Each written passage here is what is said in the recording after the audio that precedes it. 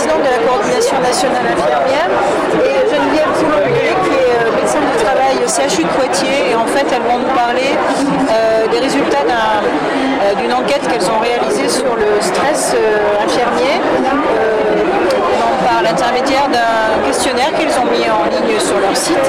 Alors dites-moi, ce questionnaire il a été rempli par combien de personnes? Alors, il y a eu 1884 questionnaires exploitables, mais il y a eu certainement beaucoup plus de visites parce qu'on avait à peu près 3000 dossiers mais qui n'étaient pas exploitables parce qu'on n'avait pas de réponse à ces questions. D'accord. Donc vous avez assez peu de spécificité sur les répondants finalement, si ce n'est qu'ils sont infirmiers. On connaît la fonction, d'accord. On connaît le service auquel ils travaillent, c'est-à-dire est-ce qu'ils travaillent dans le public, dans le privé, en libéral ou autre, et on connaît leur âge. C'est les trois choses qu'on avait demandé. D'accord. Alors, à l'heure d'aujourd'hui, qu'est-ce que finalement vous avez donné l'idée de faire ce questionnaire? Parce que bon, le stress infirmier, on en parle depuis déjà très longtemps, mais est-ce que ça vous paraît plus prégnant et finalement, est-ce que les résultats vont dans ce sens? Alors effectivement, nous, en tant que syndicat professionnel de la filière infirmière, on avait le ressenti que ce stress était présent, qu'il était en augmentation. Après, il ne suffit pas de le dire et de le percevoir, il faut l'argumenter concrètement, d'où l'idée de ce questionnaire. Et c'est pour ça qu'on a choisi de travailler avec un médecin du travail pour nous aider aussi. Mais c'est pas du tout un questionnaire complètement finalisé, c'est une première prise de température entre guillemets du stress de la profession. Et l'idée c'était de pouvoir confirmer, affirmer, de savoir si c'était nous qui avions un ressenti ou une réalité. Alors on a un panel là quand même globalement assez représentatif de 1884. Après c'est représentatif sur l'échantillon qu'on a aujourd'hui analysé. Il faudra aller plus loin pour tirer de vraies conclusions, mais la démonstration quelque part du ressenti que l'on avait perçu est bel et bien présente sur un stress professionnel important qui est surtout flagrant là chez les étudiants, enfin sur le panel qu'on a analysé, chez les étudiants en soins infirmiers, il implique aussi chez les CIBOD, notre analyse, et puis chez les cadres de santé. D'accord. Alors vous en tant que médecin du travail, est-ce que ces chiffres vous interpellent particulièrement sur une thématique? Moi je me suis déjà intéressée au stress chez les infirmières parce que j'ai mené une enquête avec une maître de conférence de l'université de Tours. L'enquête n'est pas encore publiée, ça va pas tarder, à Poitiers sur des infirmières avec un questionnaire très complet donc pour avoir un peu des idées sur les causes du stress.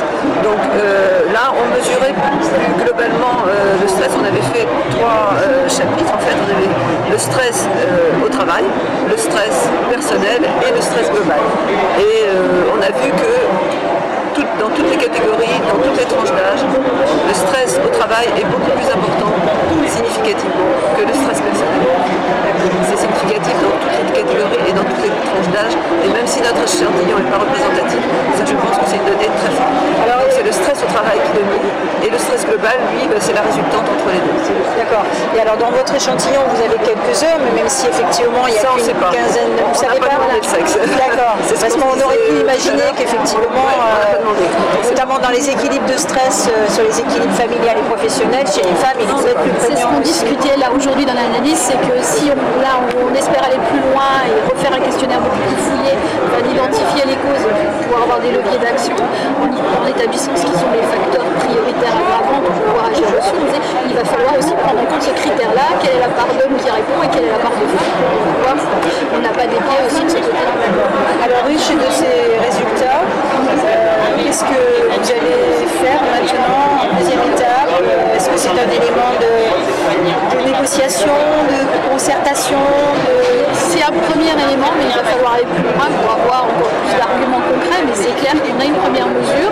Je pense qu'il serait intéressant de la mesurer à d'autres temps. En plus là, on a trouvé un moment juste avant le salon infirmier où on a cette première prise de température, on discute avec les professionnels dans ce lieu d'échange qu'est le salon.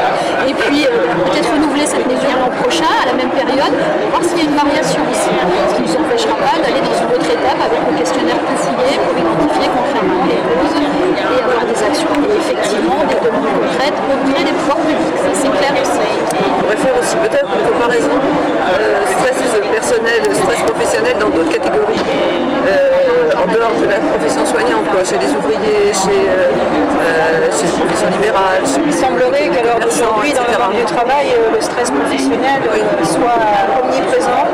Enfin, même les grandes enquêtes européennes montrent que près de 80% des salariés évoquent le stress. Alors après, derrière le stress, peut-être que c'est un mot pour tout. Vous, en tant que médecin du travail, vous observez peut-être certains symptômes plus révélateurs que d'autres. Oui, bien sûr, il y a des premiers indicateurs. Le sommeil, par exemple. Le sommeil. De l'alimentation.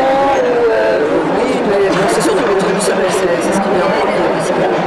Mais on s'inquiète de ce qu'on a fait au travail, on le ramène chez soi, on y repense, des fois on retéléphone dans le service en disant est-ce que j'ai pas oublié de faire ci ou de faire ça, et on y repense avant de se coucher, et ça empêche de s'endormir, on peut même en rêver, hein, et ça peut entraîner des troubles du sommeil qui font que le lendemain on est moins apte à faire face aux tâches qui nous attendent, et c'est un cercle vicieux. Une fois que c'est parti, c'est très dur de dire.